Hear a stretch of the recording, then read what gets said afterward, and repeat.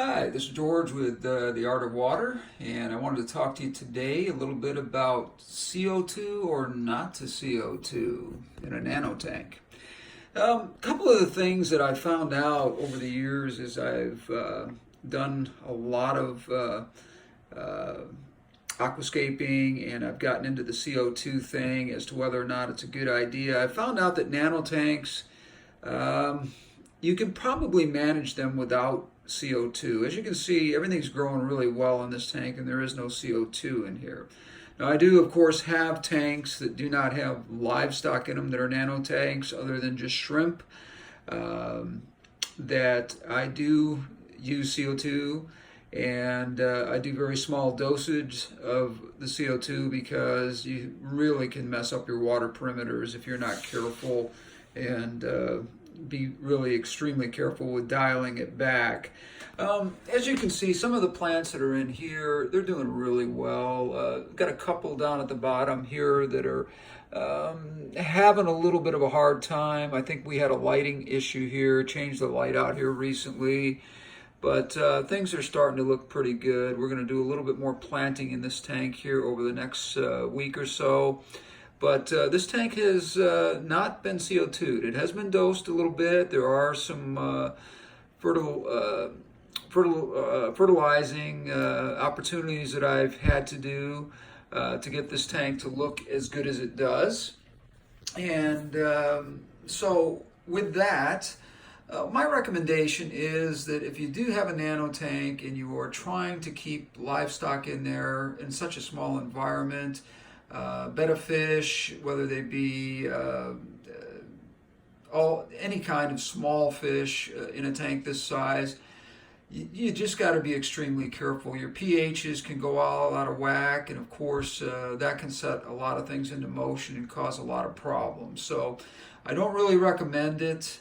What I would say is this: if you do want to do CO2 in a nano tank, that you do it just for basically plants and shrimp and some of these other invertebrates that actually can handle the CO2 a little bit better than fish. Fish are very tentative on this kind of thing. They can be a real problem with getting things under control if you're not careful. This tank down here, also same thing, not much planting in here, but we will have some more, but everything is looking really healthy that we've got. This is a test tank here, so we're really talking about a tank that is over the next month or so going to be planted a little bit more heavier and probably leave it just about that way and move on to something else.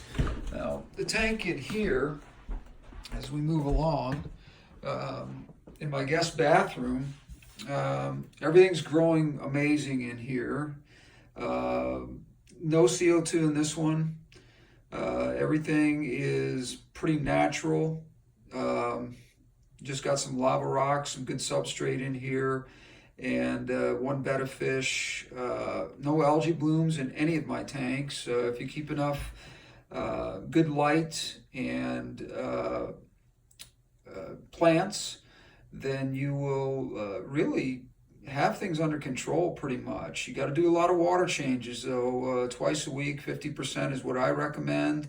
I know people say that that's a little bit too much, but I've had a lot of success with just good old-fashioned water changes, and that really dials in a good opportunity for your tank to take off and do well. As you can see, the plants that are in here are fairly new. They've only been in here maybe 3-4 weeks, so there's some room for some growth in here. And hopefully we're going to see over the next couple of months as we videotape a little bit more that this tank will take off, I think, pretty well and do really well with the plants that we have in here. And maybe we'll put a few more. I don't know. We'll have to kind of see how that goes. But right now, this is a really nice landscape tank for a betta fish. It's a perfect size, 5 gallon. He's really enjoying it. So, you know, if it's not broke, let's not try to fix it. And we go in here, and this is my daughter's tank that I set up a few weeks ago. You probably saw it on my site. This one here, I did try a little bit of a CO2 on this one. As you can see, the plants really took off. But the fish was starting to act funny, and I was concerned about that, so I kind of pulled the plug on it. I think sometimes there are opportunities to add a little CO2 and then wean it off a little bit as you're going along here, and the plants just sort of take off and do fine. So that's kind of what the story is on this tank. And we've got good lighting. Obviously, that's important, and the fish are obviously happy. How you doing, Harry? This is Harry, by the way, and I said his name was Bella in my last video, but that was my daughter's female red, and I was thinking that was what was in this tank, and it turns out that this is her male red that she's going to breed probably in the next year or so, with Bella, who's also a half moon beta.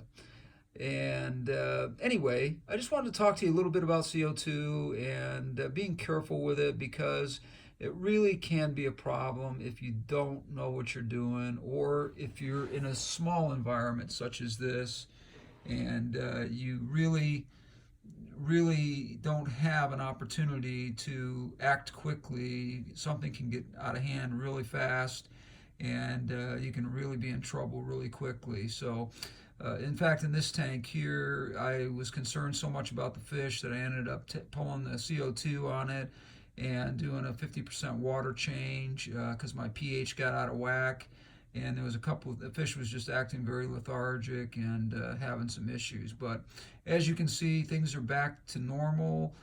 Things are going well with this particular tank, and I'm just wanting to kind of talk a little bit about that and make sure that everybody understands. If you want to do CO2, that's fine, but in a nano tank, I just think it's a very risky thing to do. There are some beautiful nano tanks that I've seen out there with shrimp and vertebrates and that kind of thing, or fish that you have studied up on and know that they can handle these fluctuations in pH and water problems that can come about. But I really believe that if you just can, control the environment by doing your water changes and fertilizing, dosing, whenever you can, not too much, but enough to kind of keep a good balance, and make sure that you are checking your water parameters at all times. I check these at least once a week, just to make sure that we don't have anything out of whack on any of my tanks. And anyway, I'll leave it at that, but I hope you guys can pick up some tips on that and do well. This is George.